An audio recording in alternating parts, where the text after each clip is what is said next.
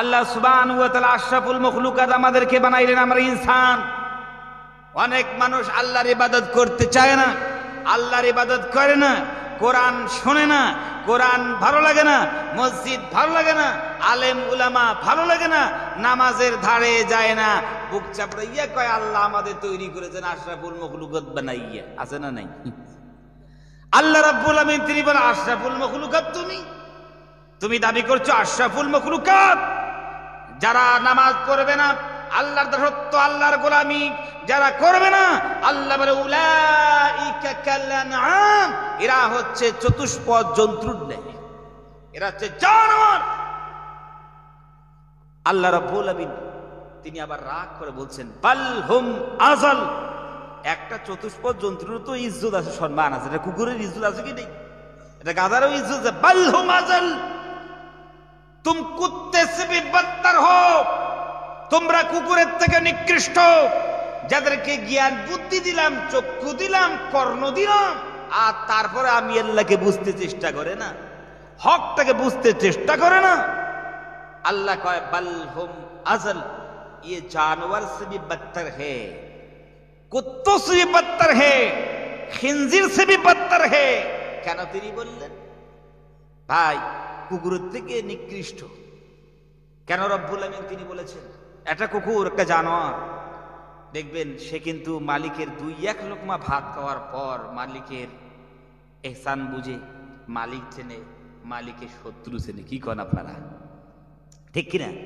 বাল হুম আযাল এই জন্য বলি ভাইরে আমার, গভীর রজনীতে মালিক বাড়িতে চলে গেছে, কুকুরটা শুয়েছিল গেটের সামনে।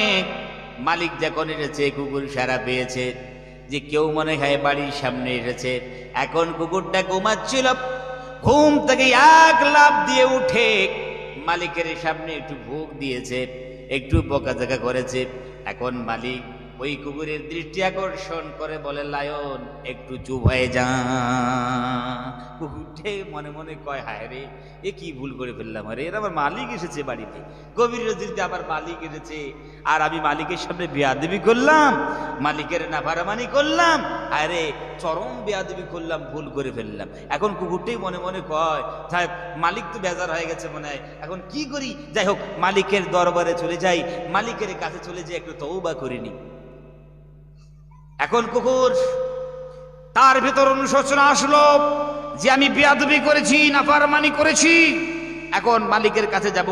তখন সে মালিকের কাছে যায় আর নিজের লেজটা এরকম লড়ায়, ঠিক না? তোর এখন দেখবেন একটু এরকম লড়ায়, সে নাড়াতে নাড়াতে সামনের পা দুটো সে মালিকের সামনে এভাবে তুলে দেয়, হা করে আসমানের দিকে তাকাইয়া মালিককে বলতে চায় মালিক গভীর রজনীতে আপনি এসেছেন, আমি বুঝতে পারিনি মনিব, আমি আপনার সামনে বেয়াদবি করেছি। ও মনিব এক্সকিউজ মি, সরি, জীবনে আর এরকম বেয়াদবি করবো না। জোরে কর না সুবহানাল্লাহ। একজন মানুষ, আল্লাহ রাব্বুল আমিন একজন মানুষকে এত সম্মান দিলেন, এত ইজ্জত দিলেন, সে নাফরমানি যখন করে, গুনাহ যখন করে, কোনদিন আল্লাহ রাব্বুল আমিনের সামনে যাইয়া আমরা আল্লাহকে বলিনি আল্লাহ এত গুনাহ করলাম, এত পাপ করলাম, তারপরে এত নিয়ামত দাও, আল্লাহ এক্সকিউজ মি, সরি, আগামীতে এই গুনাহগুলো আর করব না, এই পাপ আর করব না, মদ্যপান আর করব না, ধূমপান আর করব না, মিথ্যা কথা আর বলবো না। হে পৃথিবীর বান্দারা, তোমরা তো কোনোদিন আমি রব্বুল আমিনের সামনে তওবা করো না। একটা কুকুর সামান্য বেয়াদবি করলো তার মালিকের, সে মালিকের সামনে যাইয়া সে তওবা করছে। বাল হুম আযাল, इसलिए तो अल्लाह कहते कि तुम जानवर से भी बदतर हो, কুকুরের থেকে তোমরা নিকৃষ্ট। এখন দেখেন এই সময় যদি মালিক যদি কয় এ লায়ন সর সর সর, কুকুর তখন বুঝতে পারে যাই হোক আমার মালিক খুশি হয়ে গেছে, রাজি হয়ে গেছে। মিজাজ দেখে কুকুর টের পায় যে মালিক রাজি হয়ে গেছে। মালিকের সঙ্গ ছাড়ে কুকুর সরাসরি বাড়ির দিকে ছুট মারে, আবার বাড়ি থেকে 2-1 সেকেন্ড আবার ব্যাক হয়ে এসে মালিককে বলতে চায় মালিক ওয়েলকাম, মালিক স্বাগতম আপনাকে জানাই, খুশ আমদেদ, আহলান ওয়া সাহলা। ও মালিক আপনি বাড়ি চলে যান, বাড়ি পর্যন্ত যাওয়া রাস্তা নিরাপদ আছে। জোরে কান সুবহানাল্লাহ। এখন কোন এই জায়গায় যদি মালিক যেই জায়গায় এসেছে সেই জায়গায় একটা চোর আসছে, আর যদি অপরিচিত মানুষ আসতো সেই রাত্রে, এখন যদি কুকুর যদি টের পাইতো যে একটা অপরিচিত মানুষ এসে, একটা চোর এসে, কুকুর এখন ঘুম থেকে এক লাফ দিয়ে উঠে ওই চোরের দৃষ্টি আকর্ষণ করে, ভয়ঙ্কর আকৃতি ধারণ করে। সেই কুকুর ওই চোরকে বলতে থাকে, স্টপ, ওখানে দাঁড়া, একটা পা আর উঠাবি না, একটা পা আর উঠাবি না।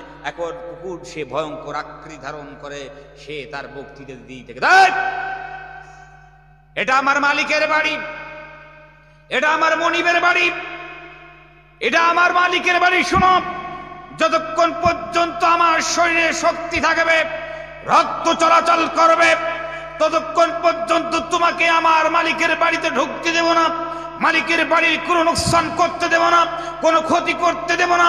বেশি বাড়াবাড়ি করলে আমি শরীরের শক্তি দিয়া তোমার উপর হামলা করব, মামলা করব। ঠিক কিরে তোরে কয়? হায় রে, কি খায়?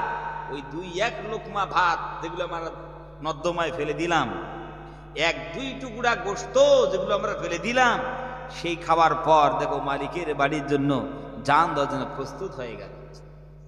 একটা কুকুর, সে মালিক ছিল, মালিকের শত্রু ছিল, মালিকের বন্ধু ছিল।